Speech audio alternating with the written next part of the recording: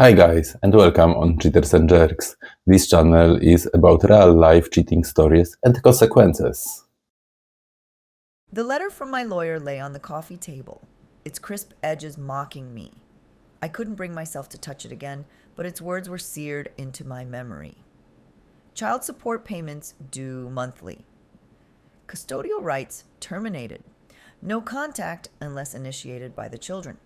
Each phrase was a dagger, twisting deeper into my heart. But let's start from the beginning, right after your subscription to this channel. I took a deep breath as I stepped into the grand ballroom, the soft rustle of my emerald gown accompanying each movement. The chandelier sparkled overhead, casting a warm glow on the sea of elegantly dressed guests. I could feel eyes turning towards me, and I relished the attention, a coy smile playing on my lips. As I made my way through the crowd, I caught sight of Adrian across the room, his gaze locked onto mine, a mixture of pride and admiration in his eyes. For a moment, I allowed myself to bask in it, remembering the early days of our relationship when that look would set my heart racing. 13 years, 2 beautiful daughters, a life that should have been perfect. But it wasn't, not anymore. I felt the vibration of my phone against my clutch and discreetly pulled it out. My heart skipped a beat as I saw Sebastian's name on the screen. Opening the message, I found a single emoji, provocative and teasing. I bit my lip, fighting the urge to smile as I quickly shoved the phone back into my purse. "There you are," Adrian's warm voice came from behind me. I turned to face him, schooling my features into a pleasant expression. "Hey, love," I replied, accepting the glass of champagne he offered. "Quite the turnout, isn't it?" Adrian nodded, his hand finding the small of my back. "The firm really outdid themselves this year. How are you enjoying it so far?" I took a sip of champagne, buying myself a moment to gather my thoughts. "Oh, you know how these things are. Lots of small talk and networking. I saw you chatting with the Hendersons earlier. Did you manage to set up that interview you were hoping for?" I nodded, forcing enthusiasm into my voice. "Yes, actually. Sarah agreed to meet next week. It should be a great piece for the magazine." As Adrian launched into a discussion about some of the other guests, I found my attention wandering. My mind kept drifting back to Sebastian's message, to the thrill it sent through me. I nodded at appropriate intervals, but I wasn't really listening. "Isabel!" Adrian's voice cut through my thoughts. "Are you all right? You seem distracted." I blinked, focusing on his concerned face. "Sorry, I'm just a bit tired. It's been a long week." He smiled sympathetically, his hand squeezing my waist. "We don't have to stay much longer if you're not up for it. I know how demanding your work can be." His understanding only made me feel worse. I plastered on a smile. No, I'm fine. Let's mingle a bit more." As we made our way through the crowd, I couldn't help but feel suffocated by Adrian's attentiveness. Every gentle touch, every caring glance felt like a chain tightening around me. I loved him. I did. But lately, that love felt more like obligation than passion. My mind drifted to our recent family vacation. It was supposed to be a time to reconnect, to rekindle the spark that had dimmed over the years. Instead, I found myself drawn to Sebastian with an intensity that both thrilled and terrified me. I remembered the stolen glances across the dinner table, the seemingly innocent conversations by the pool that crackled with unspoken tension. Sebastian made me feel alive in a way I hadn't in years. It wasn't fair to Adrian, I knew that. He was a good man, steady, reliable, perhaps too much so. But Sebastian was chaos personified. He was temptation incarnate. One evening during the vacation, I found myself alone with Sebastian on the balcony of our rental house. The ocean breeze was cool against my skin, a welcome relief from the heat that seemed to radiate between us. "Beautiful night," Sebastian murmured, leaning against the railing next to me. I nodded, hyper-aware of his proximity. "It is. I'll miss this view when we go back home." He turned to look at me, his gray eyes intense. I'm sure the view back home has its own charms. The double meaning in his words wasn't lost on me. I felt a blush creep up my neck as I held his gaze. Sebastian. He leaned closer, the heat of his body intoxicating. For a moment, I thought he might kiss me. Part of me wanted him to. Consequences be damned, but he simply brushed past me, his hand ghosting over my hip as he moved towards the door. "Good night, Isabel," he said, his voice low and husky. "Sweet dreams." As he left, I felt as though he'd ignited something deep within me, a fire I couldn't extinguish.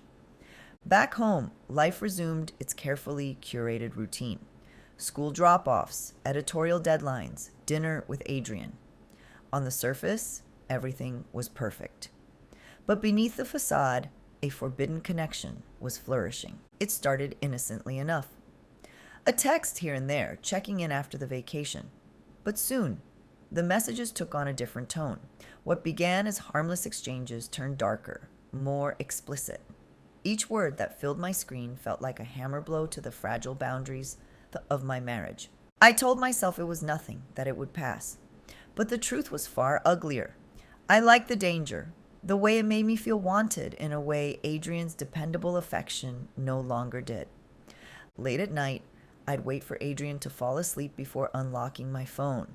My heart would race as I scrolled through Sebastian's messages, my fingers trembling as I typed out responses. I sent him photos, ones Adrian had never seen, ones meant only for Sebastian's eyes. With each exchange, I felt myself slipping further away from the life I'd built with Adrian. But I couldn't stop. The thrill was too addictive, the validation too intoxicating. As I lay in bed next to my sleeping husband, I stared at the ceiling, my mind a whirlwind of conflicting emotions. Guilt warred with desire, love with restlessness. I knew what I was doing was wrong, that I was risking everything, my marriage, my family, my reputation. But in those quiet moments of the night, with Sebastian's words burning on my screen and Adrian's steady breathing beside me, I couldn't bring myself to care. I stared at my reflection in the bathroom mirror, my hands gripping the cold porcelain of the sink. The woman looking back at me seemed like a stranger. Disheveled blonde hair, tired green eyes, and a face etched with guilt. I splashed some water on my face, trying to wash away the evidence of my latest rendezvous with Sebastian. As I walked back into the bedroom, I noticed Adrian sitting on the edge of our bed, his back turned to me. The sight of him made my stomach churn with a mixture of love and shame. "Hey," I said softly, trying to sound casual. "I didn't hear you come home." Adrian turned to face me, his blue eyes lacking their usual warmth. "I've been here for a while," he replied, his voice flat. I felt a chill run down my spine. Something was off, but I couldn't quite put my finger on it. Adrian had been distant lately, but this felt different. "How was your day?" I asked, attempting to bridge the growing gap between us. He shrugged, his gaze fixed on a point somewhere beyond me. "Fine, busy, the usual." I nodded, unsure of what to say next. The silence stretched between us, thick and uncomfortable. "And yours?" Adrian finally asked, his tone almost accusatory. "Oh, I said, waving my hand dismissively. "Deadlines, interviews, nothing exciting." Adrian's eyes narrowed slightly.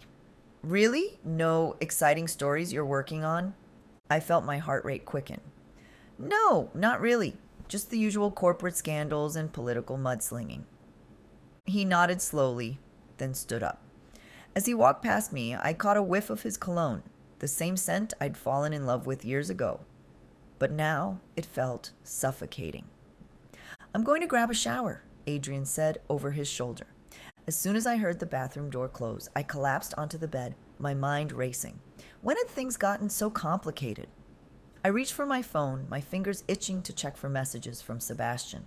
But I stopped myself, remembering the close call I'd had last week when Adrian had almost caught me deleting texts.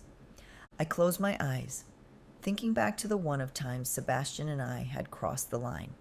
It had been at a family barbecue, of all places. Adrian's sister Clara had invited us over, and Sebastian, Clara's husband, had been there, charming as ever.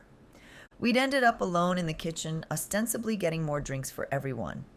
Sebastian had brushed against me, his hand lingering on my waist. "You look beautiful today," he'd whispered, his breath hot on my ear. I should have pushed him away. I should have told Adrian. But instead, I'd leaned into his touch, craving the spark of excitement it ignited in me. From that moment on, it was like a switch had been flipped. Sebastian consumed my thoughts. Our innocent flirtations escalated quickly, fueled by late-night text messages and stolen glances at family gatherings. The sound of the shower turning off snapped me back to the present. I quickly composed myself, grabbing a book from the nightstand and pretending to read. Adrian emerged from the bathroom, a towel wrapped around his waist. I couldn't help but admire his physique. He'd always been handsome, and age had only made him more distinguished. A pang of guilt hit me as I thought about Sebastian's lean, tattooed body. "Isabel," Adrian said, his voice softer now. "Can we talk?" I felt my throat constrict. "Of course," I managed to say. "What about?" "No." He sat down next to me on the bed, close enough that I could feel the heat radiating from his shower-warmed skin. "I feel like we've been drifting apart lately," he said, his eyes searching mine. "Is everything okay?" I forced a smile. "Everything's fine, Adrian.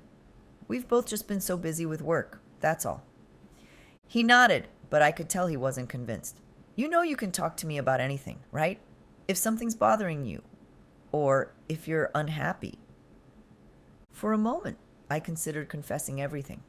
The weight of my secret was crushing me, and part of me longed to unburden myself.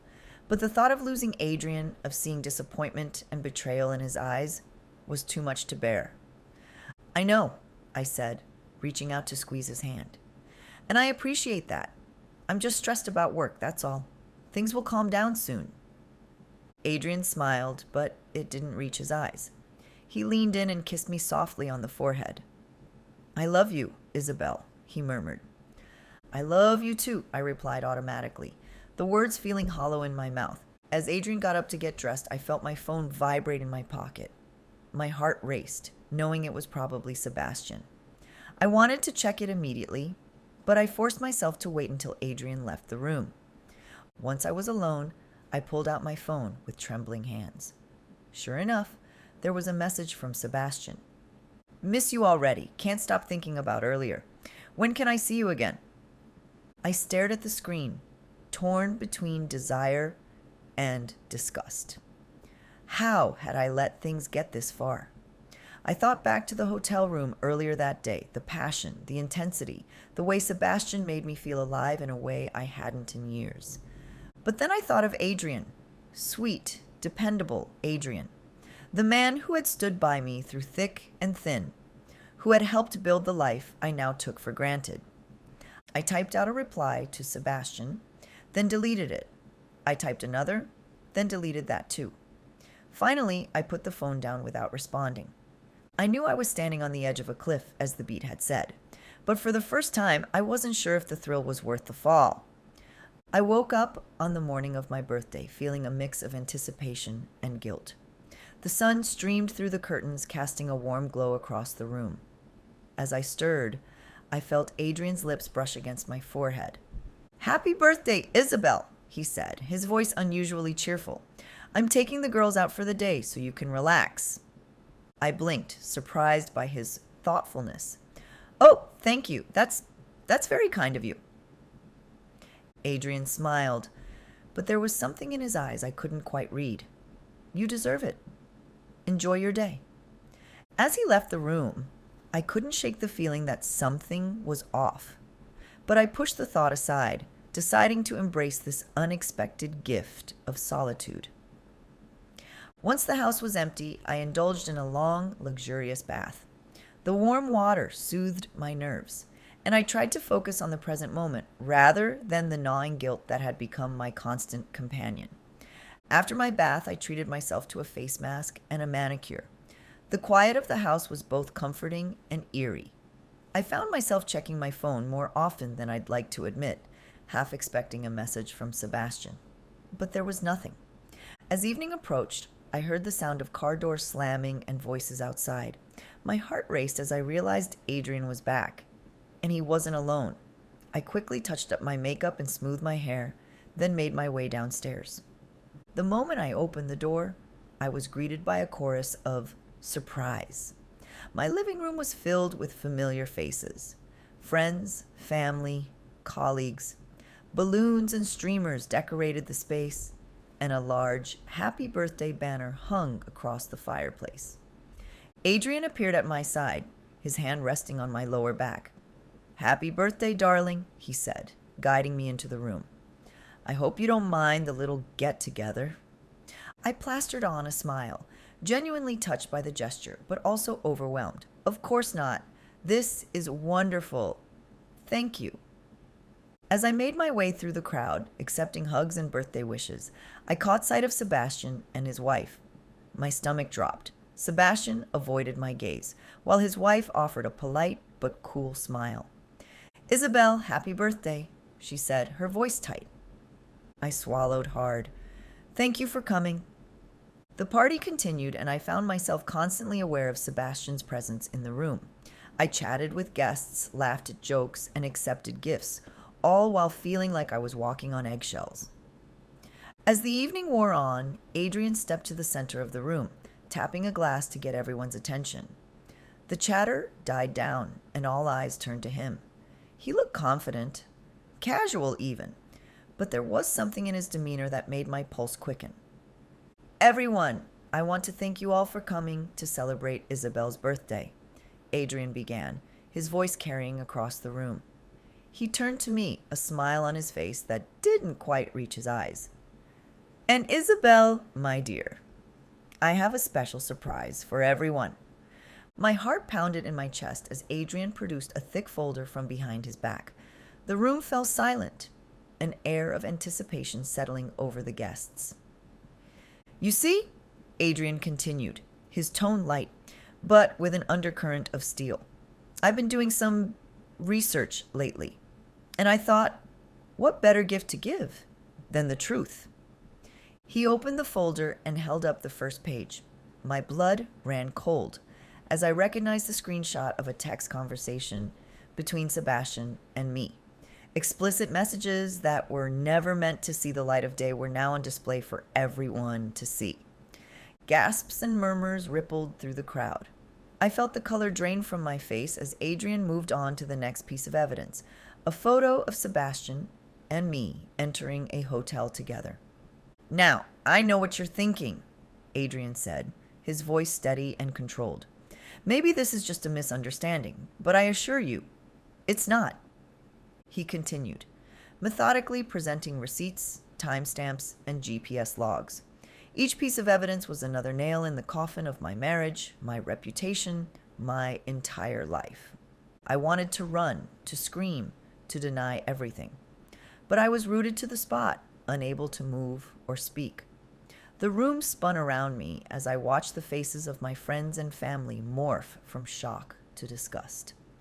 My parents stood near the back of the room, their faces ashen. My mother's hand was pressed to her mouth, while my father's jaw was clenched tight. The disappointment in their eyes was unbearable. Sebastian's wife let out a choked sob and fled the room. Sebastian made no move to follow her, instead staring at the floor, his face a mask of shame.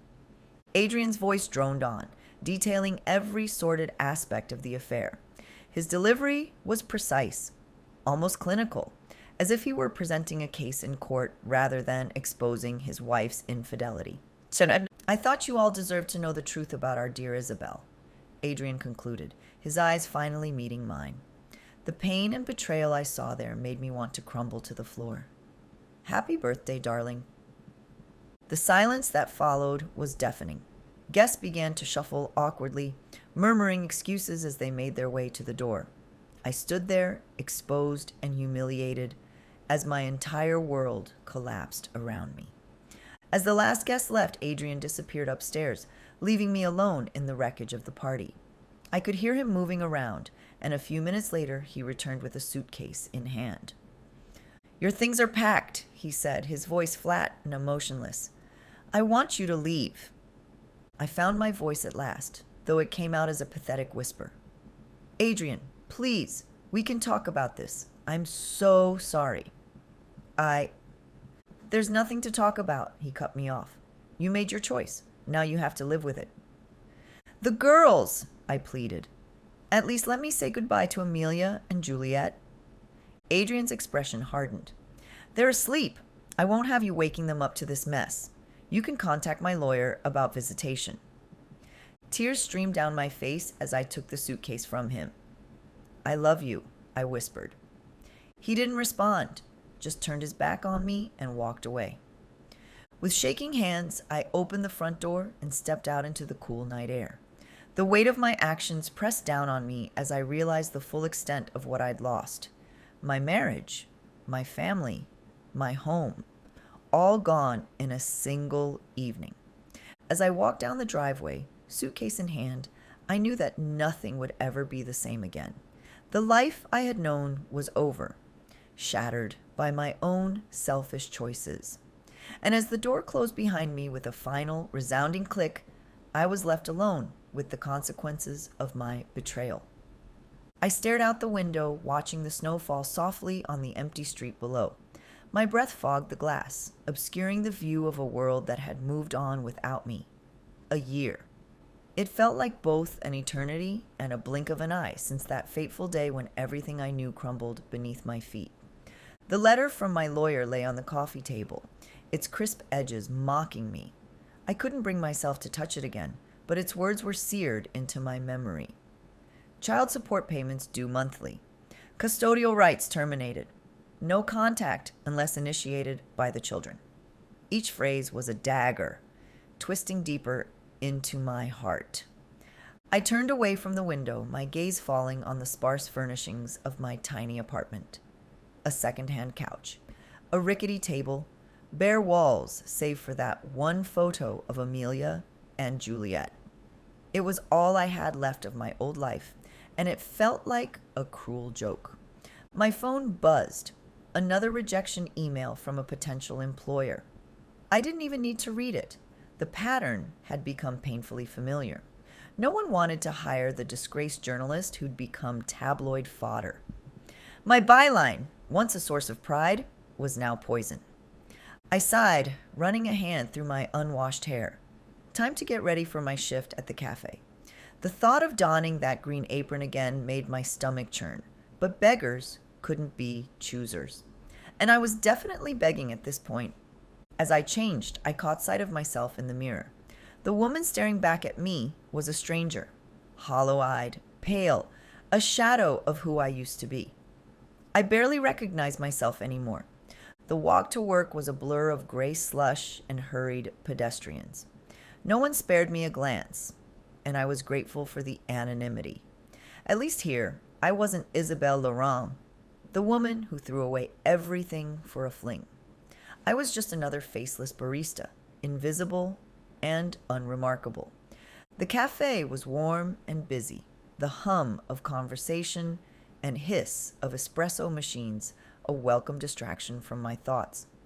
I tied on my apron and plastered on a smile that felt more like a grimace. "Grande latte, extra shot," a customer barked, not bothering to look up from his phone.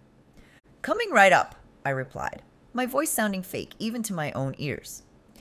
As I steamed the milk, my mind wandered to Amelia and Juliet. Were they drinking hot chocolate right now, curled up on the couch with Adrian? Were they laughing, talking about their day at school? Did they ever think of me? The milk overflowed, scalding my hand. I bit back a curse, quickly mopping up the mess. "Everything okay over there?" my manager called out, eyeing me suspiciously. I nodded, forcing another smile. Just a little spill. All good now. The rest of my shift passed in a haze of coffee orders and forced pleasantries. By the time I hung up my apron, my feet ached and my head throbbed. But the worst part of my day was yet to come. Back in my apartment, I sat at the table, staring at the stack of bills. Rent, utilities, groceries, And of course, the child support payment. I pulled out my checkbook, the balance mocking me. There wasn't enough. There was never enough. With shaking hands, I wrote out the check to Adrian. It was almost my entire paycheck, but I knew I had no choice. This was the price I had to pay for my mistakes, for hurting the people I loved most in the world. As I sealed the envelope, a memory flashed through my mind. Juliet's last birthday, before everything fell apart. Her gap-toothed grin as she blew out the candles on her cake. Amelia rolling her eyes, but smiling as her little sister demanded a third slice. Adrian's arm around my waist, his lips brushing my temple. The tears came then, hot and relentless. I clutched the photo of my girls, my sobs echoing in the empty apartment. God, what I wouldn't give to go back, to undo the damage I'd caused. But there was no going back, only this endless aching forward. When the tears finally subsided, I was left feeling hollow and exhausted. I crawled into bed, pulling the thin blanket tight around me. Tomorrow would be another day of struggle, of trying to piece together some semblance of a life from the wreckage I'd created. As I drifted off to sleep, my last thoughts were of Amelia and Juliet. I hoped, somewhere deep in my battered heart, that maybe someday they would find it in themselves to forgive me. That maybe, just maybe, I could be their mother again. But for now, all I had was the cold comfort of my regrets and the long, lonely night ahead. Hey everyone! If you found this story gripping and want more jaw-dropping tales, don't forget to hit like and subscribe. Turn on notifications so you're always in the loop. Always in the loop. Always in the loop. Always in